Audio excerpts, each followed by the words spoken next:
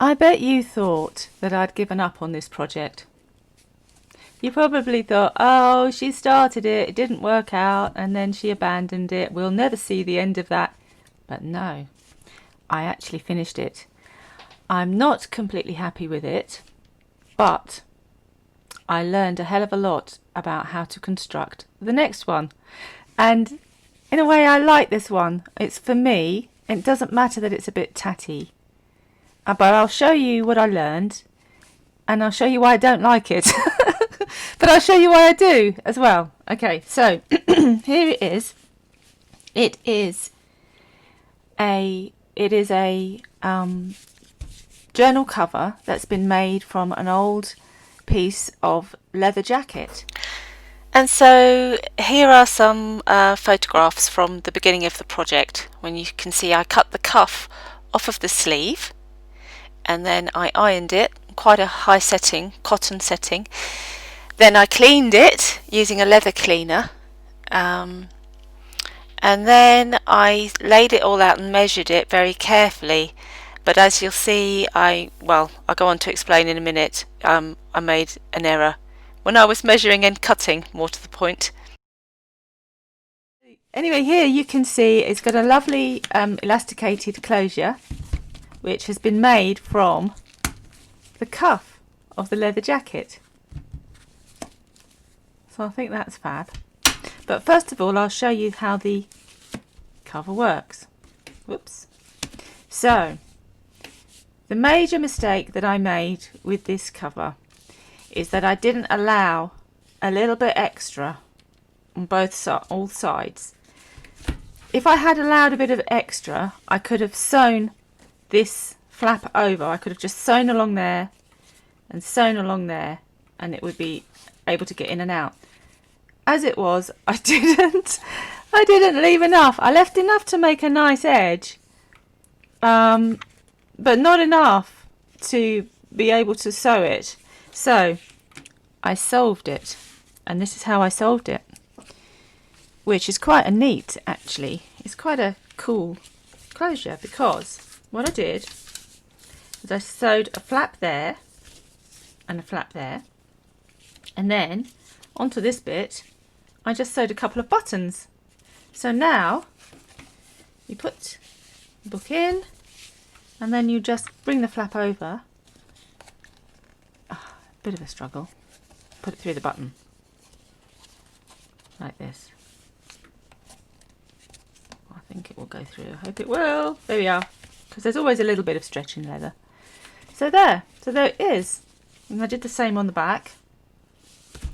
But the main thing I don't like about this is the stitching. Oh, it's very untidy. That's because I just did it with a very sharp needle in and out, sewing it. And that's not what you do with leather. Alright, so here's a tip. You punch the holes in first, and then you sew through. So,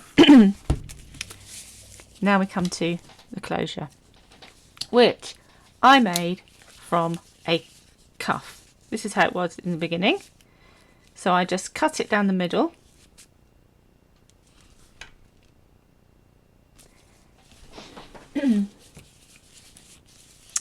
And then I needed to sew this nice bit of elastic in the back. So what I did this time was I made neat holes, and I did that with one of these thingies, which is I don't know what they're called, a leather prong thingy, and I can get a nice little hole on there.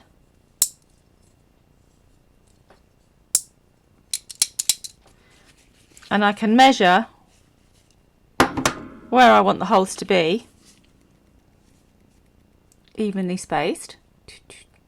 Make the holes, and then sew, and it's so much neater.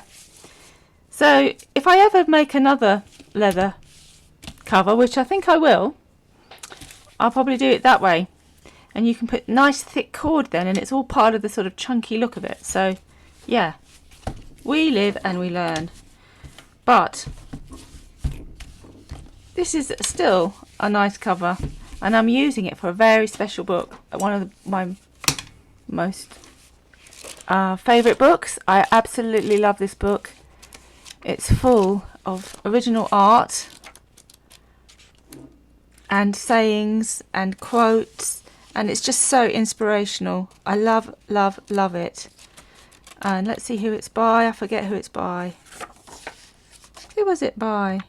Mike Medaglia. I'm going to look him up and put a link to him, because I found this, as usual, in it was either the Book Barn or the Salvation Army store. I bought it for $1 and I just love it. I mean, it's so beautiful. I mean, I think everyone should buy this book just for inspiration if you're an artist. I mean, look at it, it's beautiful. He's put so much work, and it's a picture for every day of the year. Anyway, so I think it deserves a special cover, and that's what it's got. So I will, it's nice and tight. So I'll leave it there and watch this space for my next one. I haven't given up. I'm going to make another one. And I'll probably make another one that I can use on one of my altered book journals. So if you've enjoyed this video, or if you've got any tips, or any if you've done this yourself, please give me a link. I'm really happy to share all of this stuff. And please say hi and follow, and give it the thumbs up and what have you. And I'll see you again with more videos. Okay, bye for now.